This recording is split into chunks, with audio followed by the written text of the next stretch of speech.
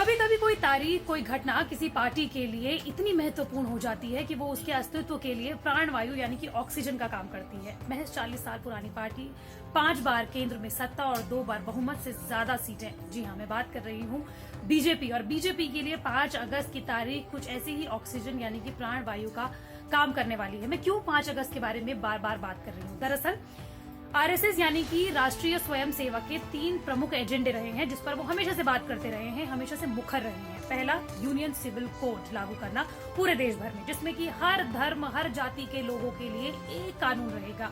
हालांकि वो अभी तक भारत में लागू नहीं हुआ है। दूसरा एजेंडा था जम्मू कश्मीर के स्पेशल स्टेटस को हटाना। 5 अगस्त 2019 को आर्टिकल 370 के खत्म होते ही जम्मू कश्मीर का स्पेशल स्टेटस भी खत्म हो गया। और तीसरा था अयोध्या में राम मंदिर का काम। राम मंदिर आंदोलन हम जानते हैं कि कितना लंबा चला, लगभग 5 सदी राम मंदिर का कार्य चला और अब लगभग 500 साल बाद अयोध्या में राम मंदिर बनने जा रहा है। खुद प्रधानमंत्री नरेंद्र मोदी इसका शिलान्यास रखने वाले हैं। यानी कि 2 साल में बीजेपी ने वो कर दिखाया जो आरएसएस पिछले कई सालों से मांग करती रही है। प्रधानमंत्री नरेंद्र मोदी खुद 5 अगस्त की तारीख के दिन भूमि पूजन करेंगे राम मंदिर के लिए।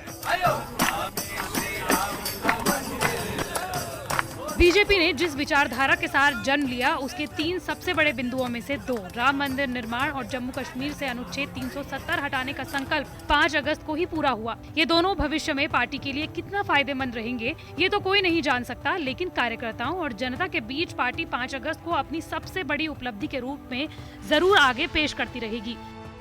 जम्मू कश्मीर के लिए विशेष प्रावधान के खिलाफ जनसंघ की लड़ाई लंबी रही। वहीं राम मंदिर आंदोलन में लाल कृष्ण आडवाणी, कल्याण सिंह, मुरली मनोहर जोशी जैसे कई बड़े नेताओं की सीधी भागीदारी रही और विवादास्पद ढांचे के ध्वंस में ये कुछ नेता आरोपित भी हैं। पिछले कई चुनाव राम मंदिर के मुद्दे पर लड़े गए। वो दिन भी आया जब राम मंदिर बीजेपी के मैनिफेस्टो में 40वें पेज पर चला गया। ऐसा नहीं है कि भाजपा ने ही राम मंदिर को मुद्दा बनाया, बल्कि विपक्ष ने भी इसके सहारे भाजपा को अलग थलग करने की कोशिश की। एक वक्त में भाजपा को भी सरकार बनाने के लिए राम मंदिर और जम्मू कश्मीर जैसे मुद्दे को ठंडे बस्ते में डालना पड़ा। तब से परोक्ष रूप से यह उपहास भी उड़ाया जाने लगा कि भाजपा जिसे कोर विचारधारा का मुद्दा बनाती है वो दरअसल सिर्फ राजनीतिक मुद्दा बन गया। वह काल था जब कहा जाने लगा कि भाजपा अपनी विचारधारा की बलि चढ़ाने लगी है। राजनीतिक दोस्ती की शर्त थी कि भाजपा अपनी विचारधारा को दूर रखे और मजबूरन पार्टी को मानना पड़ा था। लेकिन 2019 में जब बीजेपी बड़े मैंडेट के साथ आई तो ये दोनों एजेंडे सिर्फ 2 साल में पूरे हो गए। 5 अगस्त 2019 को अनुच्छेद 370 और धारा 35A के खात्मे के बाद 5 अगस्त 2020 को प्रधानमंत्री नरेंद्र मोदी के हाथों राम मंदिर निर्माण के शिलान्यास ने भाजपा को नया कवच दे दिया। भाजपा कार्यकर्ताओं और देश की जनता के बीच ये संदेश देने में सफल हो गई कि ये विचारधारा के साथ राजनीति को साधने में सफल है। भाजपा को विश्वसनीय बनाने और खुद में आत्मविश्वास जगाने के लिए ये प्राणवायु की तरह काम करेगा।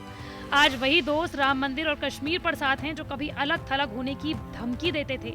जिस तरह कांग्रेस की ओर से महासचिव प्रियंका गांधी वाड्रा ने राम मंदिर भूमि पूजन के लिए पहले संदेश दिया, वह सब बयां करता है कि भाजपा ने विपक्ष को अपने पाले में लाकर खड़ा कर दिया। हालांकि 5 अगस्त भाजपा के लिए आने वाले भविष्य में कितना लाभदायक होगा ये तो भविष्य के गर्त में है।